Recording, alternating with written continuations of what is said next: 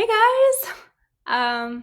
I hope my audio is on. This is a totally new version of live.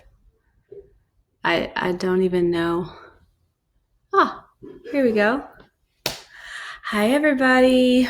I locked myself in my bedroom. You're probably going to hear my dog in the backyard and my um, kid on the other side of the house, but hopefully things will go well. Okay, so we are going to dive right in. Tonight, we are talking about mindset and how that affects decluttering. And the interesting thing about mindset is that, so many people talk about it. You hear it for everything from finances to relationships to pretty much everything. And that's because it affects so much.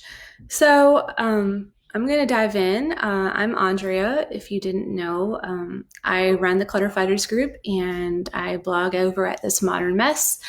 And my perspective is coming from, I used to be a slob. Like, there's just no way around that. I had too much stuff and I didn't have a place to put it.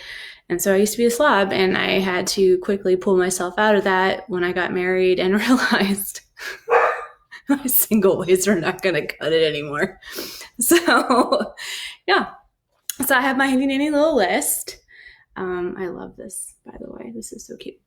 And I wanted to talk today about the negative emotions that drive a lot of the clutter in our lives.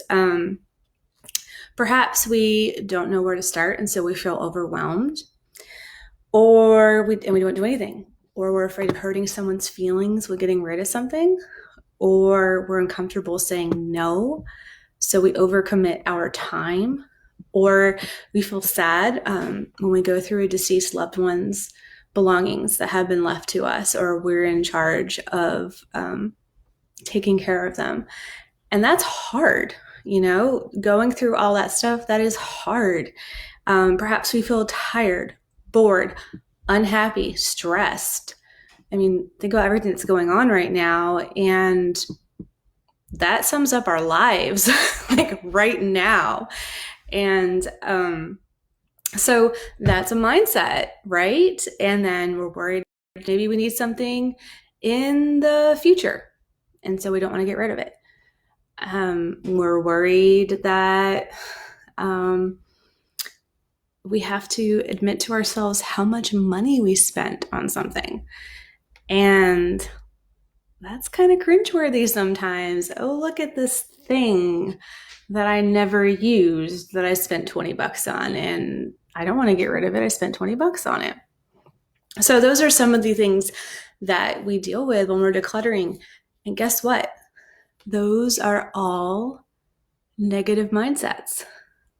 They all stem from something deeper than just the excuse or the reason that we're giving ourselves. So, for instance, not knowing where to start, being overwhelmed, giving up, that is the mindset of stress. That is the mindset of avoidance. And I don't know what to do. I'm just going to avoid it. What about not wanting to hurt someone's feelings? That comes from a very genuine place, a very good place. However, it also can come from a place of people pleasing. And people pleasing affects a lot of us. I know I am a people pleaser, and that can work to my advantage when I want a gold star. And it can work to my disadvantage when I don't speak up for myself. I care about what everybody else thinks, but I don't stop and think about what I need or what I want. And so that's something we really need to talk about. What about being uncomfortable saying no? This goes back to the people pleasing, but there's also the avoidance of conflict. Another thing that I'm guilty of many times. And then feeling sad, going through items, avoidance, fear. I'm afraid of what I'll find. I'm afraid of how it will make me feel. Feeling tired, unhappy, avoidance, and stress. Worries about needing something in the future. This is where fear and the mindset of scarcity comes into play. And those can be very detrimental to us in our growth. What about worries about needing something in the future? Did I already say that? I don't know. But again, fear, scarcity, cringing at how much something costs, worrying about replacing it. That's fear, scarcity, avoidance. You see how all of those negative emotions are coming to play? It's not so much about the stuff. It's about what we think about ourselves and what we think about the stuff and what we think about the process. So the first step in decluttering is changing our minds. And all of those things, we can just flip the script, you know? Let's see here. I have it on my list and then I flipped too far, I think. Or maybe I just printed it off further on down. There it is. Okay, so those are the negative mindsets. How can we flip the script and make it a positive mindset? Not knowing where to start, but refusing to give up. You accept what's the challenge and you grow through it. Not wanting to hurt someone's feelings, but caring for your own as well. This is the foundation of good communication. Being open and honest. What about feeling sad going through items, but fully feeling those feelings, letting them go right through you, and then letting the emotions pass so you can heal. Growth, healing. What about when you're feeling tired, unhappy? You can but choose joy. You can choose action. I actually had to admit to myself just today that I was going live to talk about mindset, and I had my notes, and I was avoiding my son's room. Like, I've been avoiding that for days. I didn't want the fight. And so today I was like, hey, we're going to do this. And I made a game out of it, and we got through it. And he was like, wow, this is awesome. I can do this. Like, yes, you can. Let's do it again. Worries about needing something in the future, but trusting that there will be more opportunities. This is an abundance mindset, a positivity mindset. Cringing at how much something costs, worrying about replacing it, but letting go, because it is not the last time you will have the opportunity to get that thing if you need it. And I know this is kind of hard right now because toilet paper, am I right? Anyways, this is the mindset of abundance, positivity.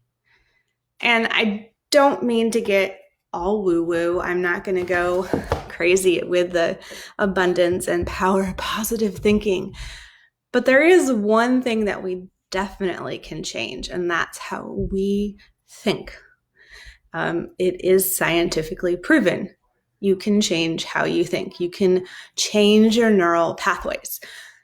And for me as a Christian, I know that through Christ, I have the power in Him to change how I'm thinking and the things that I'm allowing myself to spiral down in. Now, this is to not discount that any number of those things could come from a place of grief. It could come from a place of mental illness. I mean, I am not discounting that one bit. I myself went through some really challenging times recently, and I just, right before everything that happened lately, I had just weaned myself off of some anti-anxiety medicine. Last year was really tough for me and my family, and we did have to go through a lot of items in the time of grief.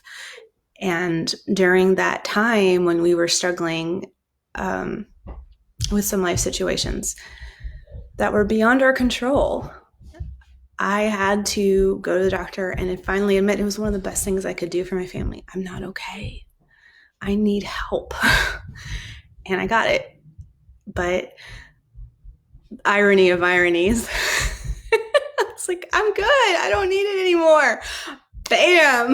The whole world is stressed. So that's kind of interesting.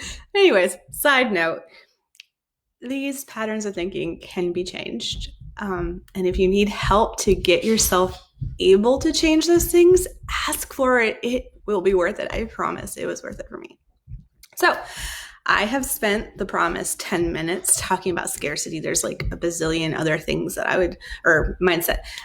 There's like a bazillion other things I would like to talk about, but I don't have time because I promised short and sweet. And also my kid is going crazy.